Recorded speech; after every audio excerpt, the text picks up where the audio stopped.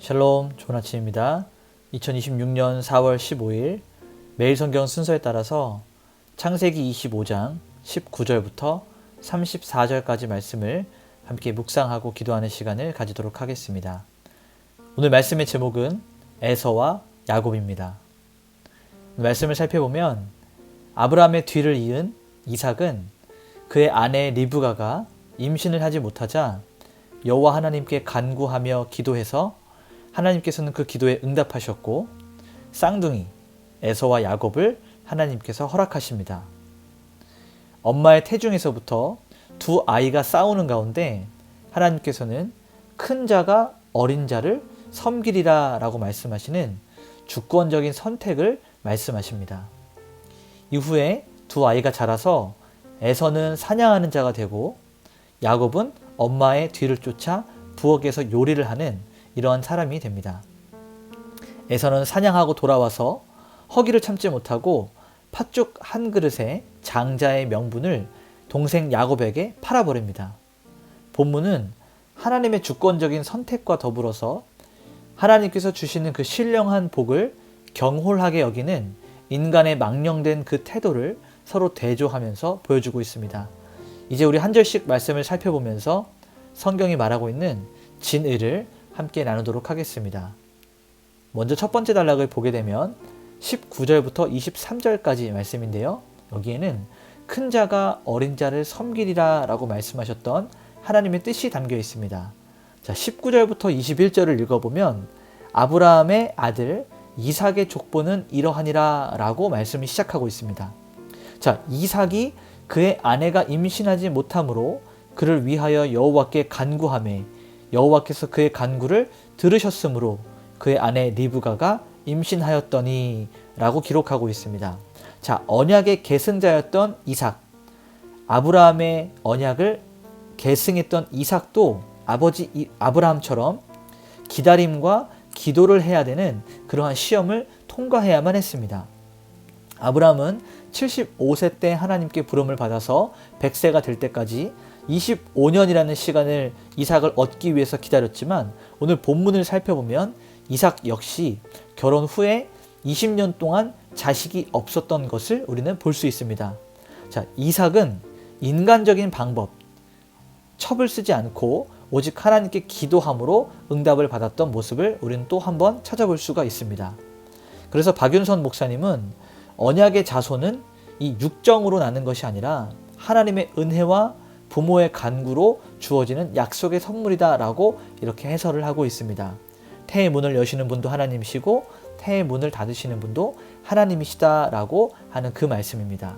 자, 22절과 23절을 보면 그 아들들이 그의 태 속에서 서로 싸우는지라 라고 이야기합니다. 엄마의 뱃속에서 야곱과 에서가 서로 싸우고 있는 것을 이 엄마의 태를 통해서 느낄 수가 있었습니다. 여호와께서 그에게 이르시되 두 국민이, 여기서 국민이라고 말하는 것은 장차 그들로 하여금 큰 나라들이 형성될 것이기 때문에 하나님께서는 그 아이들을, 뱃속에 있는 아이들을 가리켜서 두 국민이다, 두 나라다 라고 설명을 하고 계시는 것입니다. 그러면서 이 족속이 저 족속보다 강하겠고 큰 자가 어린 자를 섬기리라 하셨더라. 자, 이 말씀을 통해서 역전, 무언가 좀 뒤바뀌어 있는 것들을 하나님께서 말씀하시는데요. 여기에서 두 국민이 태중에서 싸운다라고 하는 것, 이것은 장차 이스라엘과 에돔이라고 하는 나라가 갈등을 겪게 될 것을 예고하는 장면입니다. 자, 또한 큰 자가 어린 자를 섬긴다라고 하는 이 말은 우리 인간은 태어나면서부터 나의 순대로 이런 조건과 서열을 맺지만 하나님의 주권적 선택은 나이와 조건에 상관없이 하나님의 주권에 의해서 선택이 된다라는 것을 보여주고 있습니다. 그래서 우리가 로마서 말씀을 읽을 때 사도 바울은 로마서 9장에 바로 이 본문을 인용을 해서 구원이 인간의 행위가 아니라 우리를 부르시는 하나님에게 달려있다, 이런 조건들을 뛰어넘는 하나님의 주권적인 선택에 대해서 강조를 하고 있습니다. 자, 두 번째 단락을 보게 되면 24절부터 28절까지 말씀인데요. 여기에는 에서와 야곱이 이제 실제로 출생하는 장면이 나오게 됩니다. 자, 24절부터 26절을 보면 먼저 나온 자는 붉고 전신이 털옷 같아서 이름을 에서라 하였고 후에 나온 아우는 손으로 에서의 발 뒤꿈치를 잡았으므로 그의 이름을 야곱이라 하였으며. 자, 그들의 이름이 그들의 어떤 특징들을 가지고 지어졌음을 우리는 알 수 있습니다. 자, 에서는 붉다, 그리고 털이 많아, 이런 외향적인 거칠고 육체적인 강인함을 상징하고 있습니다. 그런데 야곱은 발꿈치를 잡는 자, 속이는 자라고 하는 의미를 가져서 굉장히 끈질긴 성품을 그의 인생을 통해서 우리는 확인해 볼 수 있습니다.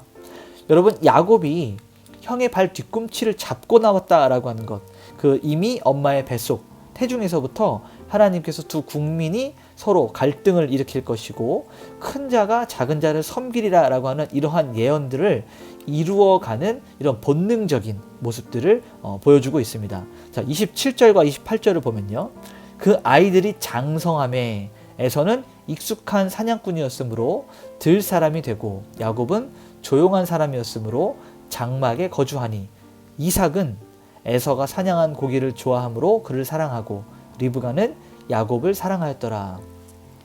여러분, 이 말씀을 통해서 우리는 이 가정 생활을 함께 좀 살펴볼 수가 있는데요. 특별히 여기에는 이 부모가 편애하는 모습들이 결국 가정의 위기를 불러오는 것을 볼 수 있습니다. 물론 우리가 하나님의 언약에 따라서 모든 것들이 순차적으로 순리대로 이루어져 가지만 이 부모들의 편애가 결국 우리의 일상생활에서도 이 위기들을 일으킬 수 있다는 사실을 함께 기억을 해야 됩니다. 자, 이삭은 이 육식을 좋아했기 때문에 에서가 잡아오는 이런 사냥들을 굉장히 좋아해서 에서를 사랑했습니다. 그러나 이 리브가는 하나님께서 약속하시고 하나님께서 말씀하셨던 것들을 기억을 했어요. 그래서 야곱을 조금 더 주목해서 봤습니다. 물론 우리가 이 가정의 편애, 그리고 어떤 사냥하는 것, 엄마를 따라서 식탁에서 요리를 돕는 것, 이런 부분들은 우리의 인간적인 관점이지만 사실 이 모든 것의 기반은 하나님의 언약이고 하나님의 약속이고 하나님의 예언이 기반되는 것임을 우리는 기억해야 됩니다. 마지막 세 번째 단락을 보게 되면 29절부터 34절까지 말씀인데요. 여기에는 장자의 명분을 팔았던 에서, 그리고 그것을 샀던 야곱에 대해서 기록을 하고 있습니다. 자, 29절부터 32절을 보니까요, 야곱이 죽을 쑤었더니 에서가 들에서 돌아와 심히 피곤하여 야곱에게 이르되. 자, 지금 어떤 상황들을 설명을 하고 있는 겁니다. 그러면서 에서가 말하죠. 그 붉은 것을 내가 마시게 하라. 그러니까 팥죽을 좀 달라고 하는 겁니다. 야곱이 이르되 형의 장자의 명분을 오늘 내게 팔라.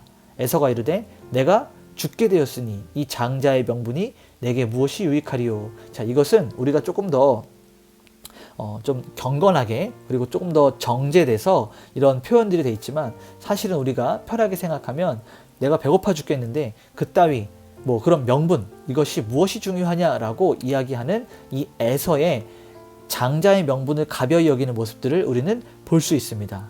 그런데 이 장자의 명분이다라고 하는 것은 이 재산을 상속하는 상속권이 아니라 하나님의 언약을 계승하고 이 가정 가운데 제사장권을 가지고 있는 아주 신령한 특권이었어요.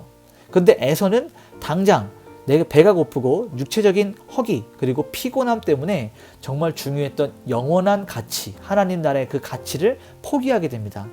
그래서 우리가 계속해서 도움을 받고 있는 이 케네스 매튜스라고 하는 학자는 에서의 이러한 태도가 현재의 욕구를 이 미래의 소망보다 앞세울 때 인간이 어떻게 무너지는가를 보여준다라고 설명하고 있습니다. 그러니 우리의 시선이, 우리의 관점이, 그리고 우리의 소망이 오늘 현재에 있는 것이 아니라 앞으로 일어날 하나님의 나라, 앞으로 우리에게 주어질 일들에 더 많은 포커스를 두어야 된다라는 것을 우리는 기억해야 됩니다.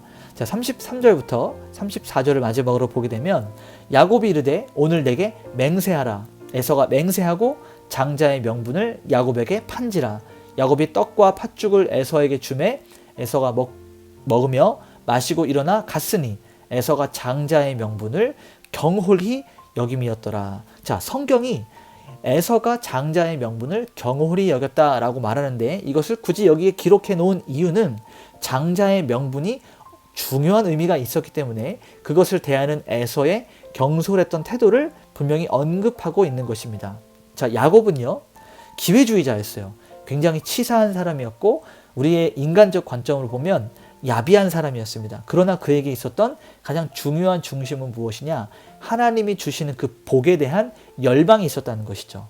에서는 풍요로웠어요. 모든 것들을 갖추고 있었고 굉장히 인정받는 자였지만 이 장자에 관한 명분을 가볍게 경홀하게 여겼습니다. 그래서 이 말씀이 히브리서 12장 16절에 장자의 명분을 팔았던 망령된 자다라고 기록을 하고 있어요. 그러니 이 장자의 명분이라는 것이 단순히 재산 상속권이나 어떤 세상적 혜택을 말하는 것이 아니고 하나님의 복에 대한 계승, 하나님의 언약에 대한 이어가는 상속자에 대한 이런 개념들을 에서는 전혀 알 수가 없었던 것이죠. 자, 그래서 오늘 말씀을 우리가 정리하며 원포인트로 하나님의 구속사, 구속의 역사는 인간의 서열이나 어떤 조건이 아니라 하나님의 주권적인 선택으로 진행이 된다라는 것입니다. 그래서 오늘 우리가 삶에 이렇게 한번 적용했으면 좋겠습니다. 자, 이삭도 20년 동안 자녀가 없었던 그 시간, 긴 시간을 기도하며 견뎠습니다. 하나님의 응답이 조금 더디다고 해서 세상 가운데 어떤 편법을 찾아서 그 자신이 원하는 것들을 이루려고 하지 않았습니다. 오늘 우리도 하나님의 약속은 반드시 하나님의 방법대로 하나님의 때에 하나님이 이루실 것이다 라고 하는 이것을 기억하면서 우리 기도의 자리를 좀 지킬 수 있었으면 좋겠습니다. 인내하며 기도하며 하나님의 뜻을 간구하는 것입니다.